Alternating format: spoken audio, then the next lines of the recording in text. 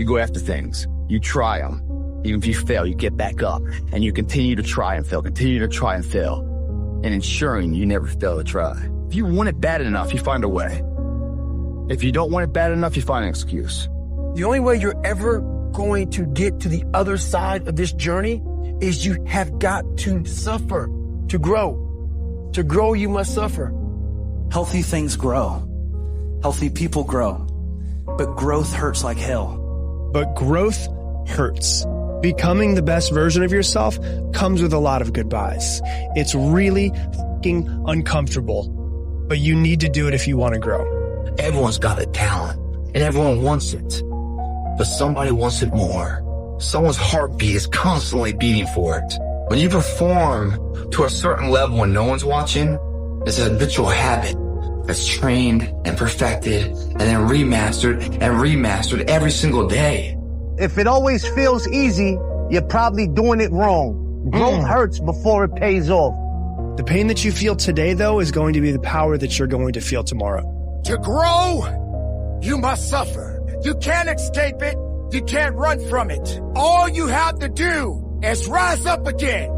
Everybody wants success, but nobody wants to suffer. And without suffering, there is no success. So suffer now and live the rest of your life a champion. It's not a game. Every single day, you gotta get up and put the work in. Every single day, you have to give it all you have. Because the future is depending on you.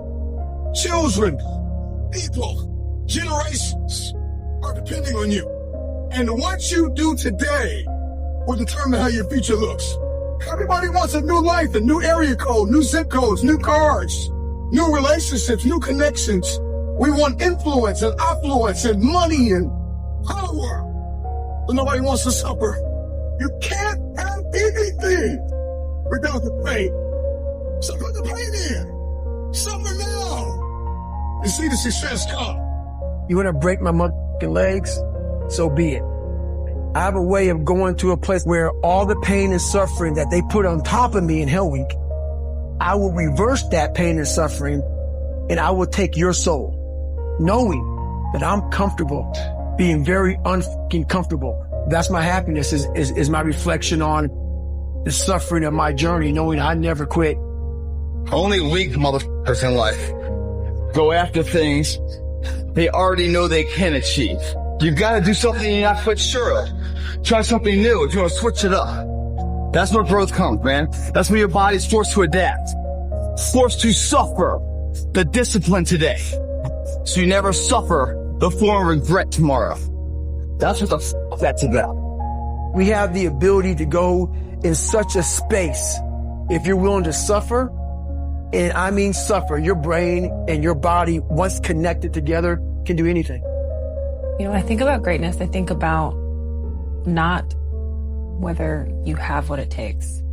I think everybody has what it takes, but it's will you do what it takes? And that's the difference. A lot of people listening, you have what it takes, but will you do what it takes to be great?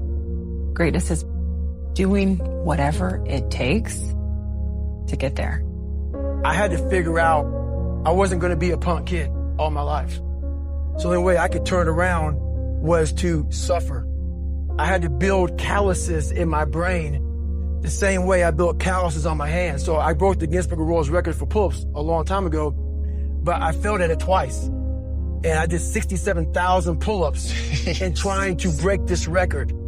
So to do 4,030 pull-ups, I had to do 67,000 for training for that. Wow. And so what I realized is for me to become the man I wanted to become, I saw myself as the weakest person God ever created.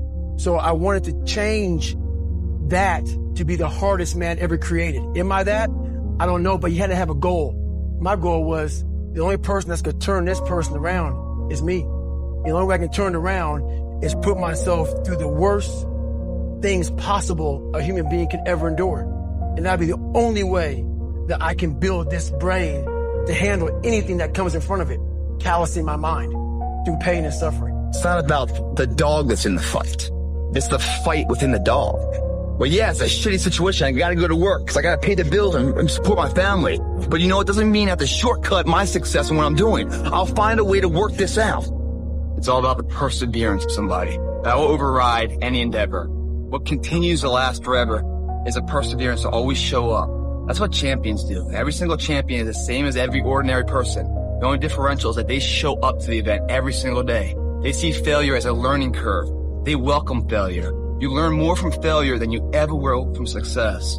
So showing up and getting knocked on your ass, stand back up and re-face that endeavor is going to be the overriding factor that makes a difference. All of that can be attained if you show up and you're willing to risk failure for success. But what I find so interesting is how we, as a species, run from pain. We run from suffering. I firmly believe that you need something that is brutal, is difficult, is hardship. It knocks you off center. It makes you feel bad, because in the process of rebuilding and clawing back from that, climbing up, then you can become something. But unless you've been tested, unless you've gone through the ringer, you've got no hope. What you've done is maybe the ultimate expression of that, which is how do you put yourself through it? Only the strong survive and all this other crap. They're all just words. Someone may think Goggins just talking. You don't know me. So when I speak from passion. I speak from experience. I speak from suffering. There will always be pain. There will always be betrayal. There will always be somebody that doubts you, somebody that overlooks you, somebody that undervalues you, somebody that talks the talk but doesn't walk the walk, somebody that's with you but not for you. We're always going to experience pain. I'm going to say it again. It is inevitable and it is unavoidable. So use it, because it's always going to be there. There will always be a measure of pain in your life. If you can, for the rest of your life, live inside of yourself. Stop listening to people who are calling you fat. Everything that is makes no sense. All these insecure people putting their insecurities on you, you gotta flush it out. You gotta just be whoever the hell God or whoever the hell you believe in. If you believe in nothing but yourself, I don't care what it is. You gotta take everything and throw it away. You have to believe in one thing, and that is yourself. Right now, for you to find greatness in yourself, you're not going to find it by looking in a book or by even hearing me. I may give you the spark, but you've got to go inside yourself to find it. And that means you got to be quiet. Shut the f*** up, go in a room, stop talking, search your soul, search your mind, search your abilities, and you'll find it. But if you're not looking for it, you won't find it. So you got to go start your journey. And the journey starts with you finding, why the hell am I here on this planet Earth? Why am I here? And if you don't know that, you will live the rest of your life searching, always asking the question, why? On that last 19 miles, feet are broken, ankles are taped, shin splints, stress fractures. What are the words that are going through your mind? Are you in the cookie jar? I'm deep in the cookie jar. And the cookie jar is something that I've made up of all the failures of my life, all the things that I failed and I went back. I failed and I went back and I finally succeeded. All the things that kicked my ass. I put them all in the cookie jar, because at times of hell, even the hardest men, in times of suffering, what we do is we forget how hard we really are. Because that's what suffering is. Suffering is a test. That's all it is. Suffering is the true test of life. And so that cookie jar travels in my brain. So whenever I get put in a situation where life sucks, I take a second. I take the 1 second decision. I step out of my life for 1 second, go in the cookie jar, pull up. Oh, motherfucker, you were in 3 hell weeks and finished 2. One of those hell weeks, a guy died because it was so bad. Oh, you are a motherfucking badass.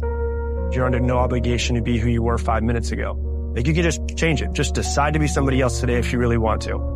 And then the second thing that holds people back is the fears that they create. But there's actually 2 fears that people are born with. It's the fear of loud noises and the fear of falling, are the 2 that are built into the human circuitry.